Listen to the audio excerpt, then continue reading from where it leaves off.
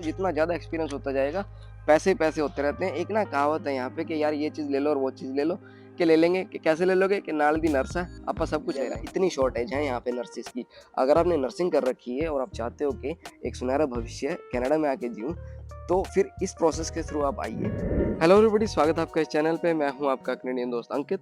इस वीडियो में हम बात करेंगे यार रजिस्टर्ड नर्स, आरएन या आरपीएन। अगर आप इस वक्त इंडिया में हैं या किसी और एशियन कंट्री में हैं और आप कनाडा में आके नर्सिंग की प्रैक्टिस करना चाहते हो, तो किस तरीके से आप अपने आप को रजिस्टर्ड नर्स या आरपीएन के तौर पर रजिस्टर करेंगे। प्लस जिन लोगों का ना आरएन करने के या अपनी नर्सिंग की पढ़ाई करने के बाद बीएससी नर्सिंग या एचएनएम करने के बाद बीच में गैप आ गया था 8-10 साल का, उनके लिए भी इस वीडियो में बताया मैंने भी कैसे कैसे आपको क्या क्या चीज़ें करनी है। कंप्लीट इन्फॉर्मेशन है कैसे कैसे रजिस्ट्रेशन होती है। जो बच्चे +2 में हैं इस वक्त और जो अपनी एचएनएम या फिर बीएससी नर्सिंग की तैयारी करना चाहते हैं, वो इस वीडियो को ध्यान से देखें। इसमें ना कुछ ऐसी चीज़ें बताई हैं जिससे कि आपके फ्यूचर में जब आप यहाँ पे आना चाहते हैं या फिर जो स्टूडेंट यहाँ पे आ रहे हैं, अगर आप वो प्रोसेस करके आओगे तो आपको ना और जॉब्स नहीं करनी पड़ेंगी, आप आके रजिस्टर नर्स की प्रैक्टिस कर सकते हो। तो यार शुरू करते हैं।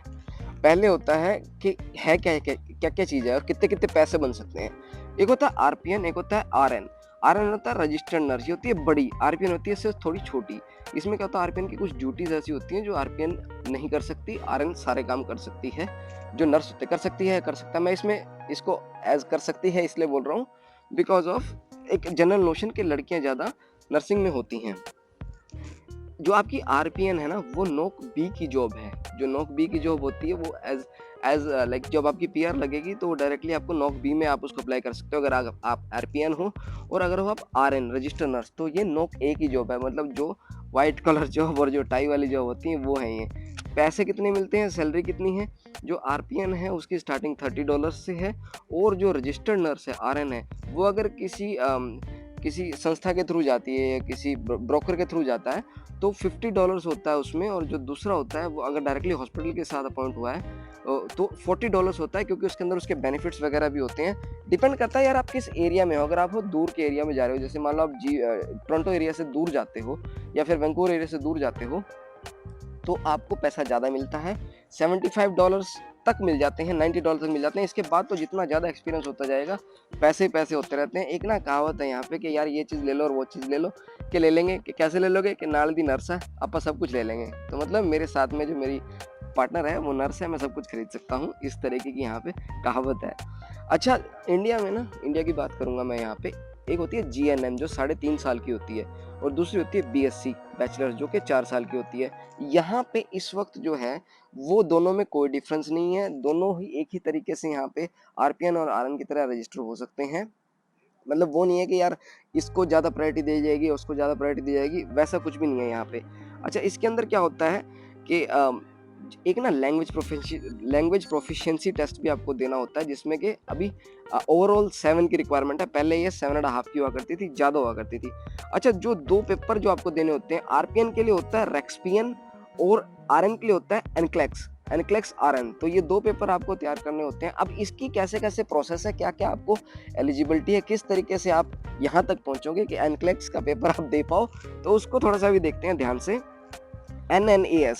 एनएनएएस यहाँ पे एक बॉडी होती है जिसका जो ना आपको वो आपकी जो स्टडी है आपकी या फिर आपके हॉस्पिटल आवर्स हैं उसको वो चेक करती है। वो बताती है कि भाई हाँ, ये बेसिकली इवैल्यूएशन है, डिग्री की इवैल्यूएशन एक तरीके से होती है। तो इसमें 6 महीने का टाइम लग जाता है। अगर आप इस वक्त इंडिया में हो और चाहते हो कि सीधा आके यहाँ पे आप अपने नर्स की एग्ज़ाम देने के बाद आप नर्स की प्रैक्टिस करो, ताकि स्टूडेंट लाइफ में ही 4-5 महीने के अंदर अंदर आपका एग्ज़ाम क्लियर हो जाए और उसके बाद आप बढ़िया पैसे कमा सको, तो ये इस प्रोसेस को आप वहाँ से भी शुरू कर सकते हो।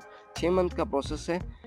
एनएनएस के थ्रू अपनी डिग्री और अपने जो आपके जो वर्किंग आवर्स हैं, जो आपके क्लिनिकल आवर्स हैं, उसको एवेल्युएट आपको कराना है।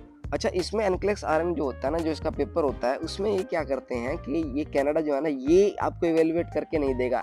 अगर आपका एनएनएस के थ्रू आपका क्लियर हो जाता है, उसके बाद आती है एनक्लेक्स आरएन के लिए इवैल्यूएशन कराने की बारी। उसमें क्या होता है कि कनाडा आपको नहीं करके देता, आपको ये कहते हैं बाहर से करा के ले आओ कहीं से, मान लो यूएस से करा लो, ऑस्ट्रेलिया से करा लो, वहाँ से करा के ले आओ। उसके बाद हम मान लेंगे कि हाँ, आपकी जो है लेवल इक्वलेंसी, आप जो है हमारे एग्जाम में बैठने के लायक हो। तो उसमें आप यूएसए से या फिर ऑस्ट्रेलिया से या फिर अभी एक जो तीसरा बोर्ड है उससे आप करवा सकते हो।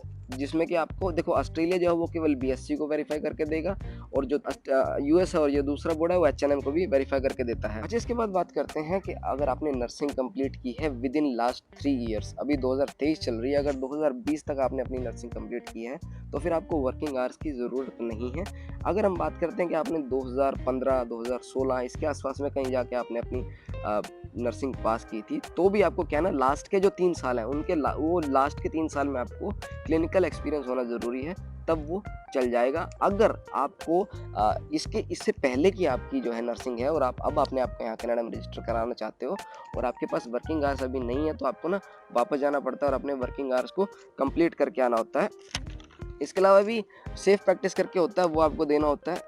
तो ये अगर आपका गैप है ना, तो आप इस तरीके से आपको अगर मान लो बिल्कुल ही आपका जो टच छूटा हुआ है और प्लस जो पिछले 3 साल में कोई प्रैक्टिस नहीं है, तो आपको यार वापस जाना पड़ेगा जहाँ से आपकी नर्सिंग रजिस्टर्ड है, वहाँ वापस जाके आपको अपना दोबारा से आवर्स कंप्लीट करने पड़ेंगे। उसके बाद आपको वापस कनाडा आना है और फिर इस तरीके से आपको दोबारा आप नर्सिंग में रजिस्टर करा सकते हो। इसमें खर्चा कितना आता है यार, इस टोटल प्रोसेस में करीब करीब 4 से 5,000 डॉलर का खर्चा आता है। बाकी जो है एक बार आप अपनी तरफ से भी डिटेल स्टडी कर लेना कि भी किस तरीके से आपका खर्चा बैठता है। इसके बाद अगर बात करते हैं ब्रिटिश कोलंबिया या अल्बर्टा की, तो इसमें क्या करते हैं ना बच्चे, क्या करते हैं, क्योंकि बीसी का और अल्बर्टा का, बीसी का अगर ब्रिटिश कोलंबिया की बात करता हूँ तो यहाँ पे पेपर काफ़ी टफ है। पेपर टफ होने की वजह से ना बच्चे यहाँ पे फेल कर जाते हैं, इसलिए बच्चे पता क्या करते हैं, वो ओंटारियो में रजिस्टर कराते हैं खुद को। ओंटारियो में रजिस्टर कराने के बाद वहाँ पे उनका जो वर्किंग आवर्स है 1100 साढ़े 1100 घंटा, वो कंप्लीट करके फिर बीसी मूव करते हैं। बीसी में फिर रजिस्ट्रेशन, मतलब वो लाइसेंस आपका यहाँ पे पोर्ट हो जाता है एक तरीके से।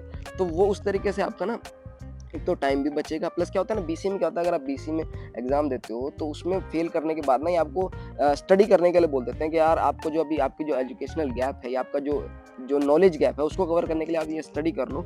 लेकिन जब वो आप स्टडी करने जाते हो तो उस स्टडी की ही वेटिंग कई साल की इस टाइम चल रही है। तो आपको इस चीज़ का ध्यान रखना है कि यार अगर आप बीसी में हो या बीसी में आना चाहते हो तो अपना जो है आप या तो अच्छे से आपकी तैयारी है, बहुत बढ़िया आपकी तैयारी है तो गो फॉर इट, आप करके देख लो एक बार। लेकिन ये है कि अगर आप ऐसा चाहते हो कि भाई आप ओंटारियो जाके वहाँ जाके आप अपना नर्स रजिस्टर हो जाओ, उसके बाद आप यहाँ पे आ जाओ, तो आपको वेल एंड गुड उस तरीके से भी आप कर सकते हो।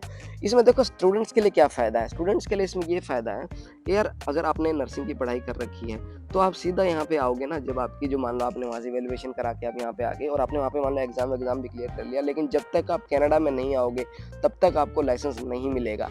आपको लाइसेंस नहीं मिलता, स्टेटस नहीं होता जब तक आपके पास, अगर आपको पक्का श्योर है भाई मेरा 100% है कि मेरा वीज़ा आ जाएगा। इसमें 2 केस हो सकते हैं, या तो आप पता है कि आप स्पाउस हो, आपकी शादी हो चुकी है और आपको पता है कि हाँ आज नहीं तो कल मुझे कनाडा जाना ही है, और दूसरा ये है कि हाँ आपका वीज़ा आया हुआ है कई महीने बाद का है, जैसे मान लो बच्चे ना पहले अप्लाई कर देते हैं तो 1-2 इनटेक बाद का, तो अपनी प्रोसेस को वहीं पे स्टार्ट करा के आना।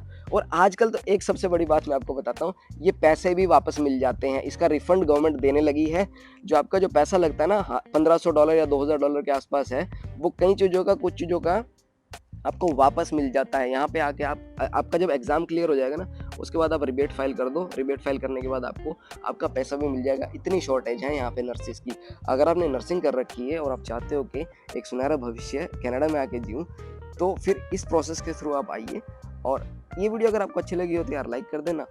आगे कुछ जानना चाहते हो, इसके अलावा अगर और डिटेल में जानना चाहते मेरे को चाहते हो कि मैं और ज़्यादा बताऊं भी किस तरीके से क्या क्या स्टडी मटेरियल यूज़ करने हैं, किस तरीके से आप बिना कोचिंग के भी आप नर्सिंग अपनी पार कर सकते हो, एनक्लेक्स आरएन या फिर जो आपका आरपीएन का है वो आप कवर कर सकते हो, वो सब इन्फॉर्मेशन मैं आपको दे दूंगा अगर ये वीडियो मैं आपको देखते हैं कैसे इसकी मूवमेंट बनती है।